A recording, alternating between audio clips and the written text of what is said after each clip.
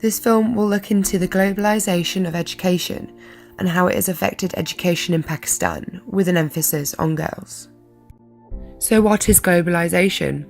The short answer is the process in which organizations develop international influences or start operating on an international scale. Ronald Robinson views globalization as the accelerated compression of the contemporary world and the intensification of the consciousness as the world as a singular entity. When it comes to education in Pakistan, Western-orientated norms and the introduction of education for all is part of the globalization process. The Pakistani education system has a history of borrowing educational ideas from the US and Britain due to our ties in the past. The globalization of education in Pakistan has raised some debates. Some believe it is an opportunity for raising skills and standards of education, and the others blame it as the contemporary adaptation of cultural imperialism, which leads to a universal society. The education policies saw an increase in influence of privatisation, as they viewed the English privatisation of schools as a source of economic prosperity, quality of education, and a better access to the international job market. Firstly, we will look at what the Pakistani government is doing for education. The Pakistani government is committed to providing each citizen an access to education, at least on paper. Budget allocations leave primary schools with far less than higher education schools, meaning they have less than what they need and they are becoming non-functional. The policies that are declared on paper and the actual steps taken by the government are very different. For example, in 2009, the National Education Policy stated that by 2015, the literacy rate will be enhanced to 86%, but it was only actually enhanced to 56.4%. The standards in the education system are far lower than what we have here in the UK. A primary school teacher only requires 10 years of schooling plus an 11-month teacher training certificate to be employed. Many public schools are of poor quality due to the teachers having low morale and they lack motivation at all levels, including primary school, middle school and high school. Private schools are of a better quality of education. However, as they are expensive, they are beyond the reach of many people. The Universal Declaration of Human Rights states that everyone has a right to education. So why don't the girls in Pakistan? At the 2015 Oslo Summit on Education and Development, Pakistan was described as among the world's worst performing countries in education.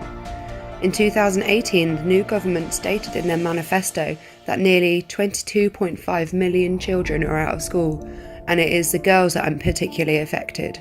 Under Pakistani law, the state has to ensure education up to the age of 16, but the government fails to ensure access to education, and that is especially true for girls from poor families. मेरे को पढ़ाई का बहुत ना शौक है। अच्छा लाइवा आपको यहाँ पर तुम्हें क्या चीजें पढ़ना अच्छा लगता है? ABCD और अली बे 1 2 पूरी आती है।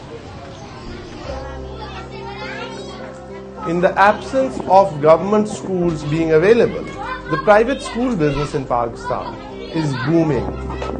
The government regulation of private schools, however, remains very poor, and as a consequence of that, the quality of education is uneven amongst private schools. The government schools are not standardized either. The entire education system is plagued by corruption and inefficiencies, which means people are hired who are not qualified to be teachers, or people who are hired simply do not show up. Schools are often overcrowded.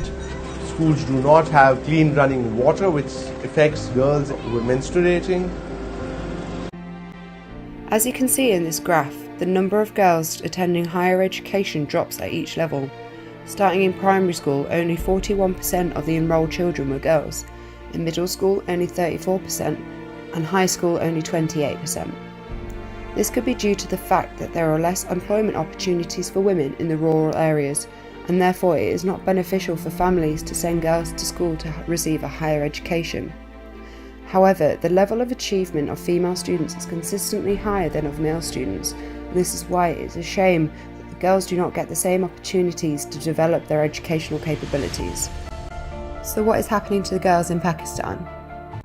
As of 2015, in Balochistan, the province with the lowest percentage of educated women, 75% of the female population had not attended school, and 81% of the women who had the opportunity to go to school did not complete primary school. In a report by a Human Rights Watch researcher, many young women and girls were interviewed, and many of them talk of their desire for education, as it is the only way they can be someone, and without it, all of their hopes and dreams are crushed. We are already unfortunately aware of the violence against women that want an education. Pakistani activists estimate that there is about 1,000 honour killings every year, and 21% of the female population marry as children. As recommended by the Human Rights Watch researcher, here are 3 ideas for each level of government of things that can be done for better education for girls in Pakistan. Starting with the federal government.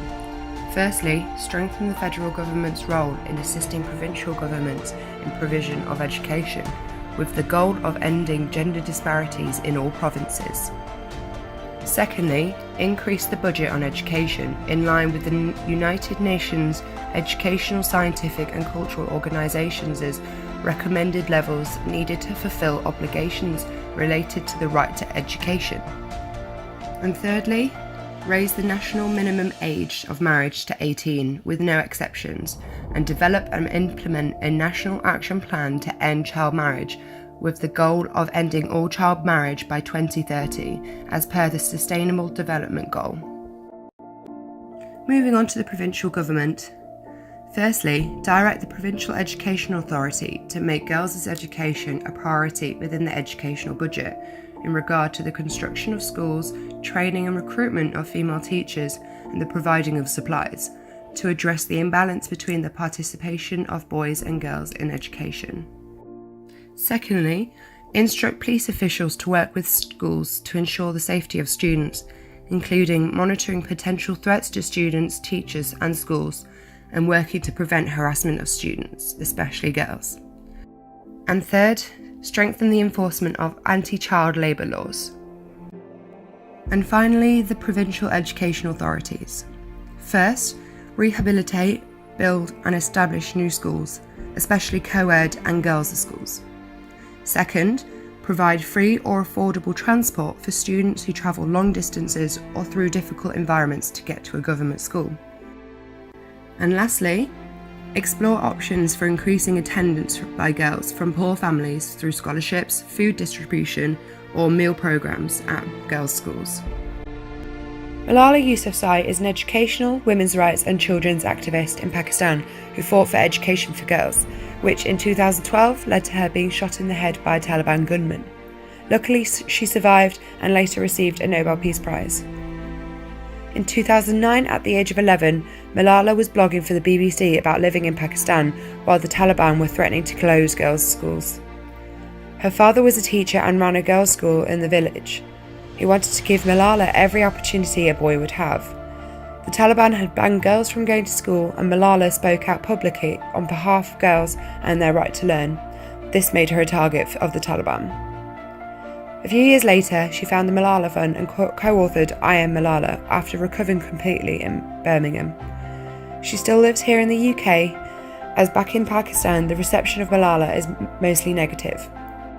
Her opposition to the Taliban policy has made her unpopular among the Taliban sympathisers and those who are keen to continue the opposition of women in the country.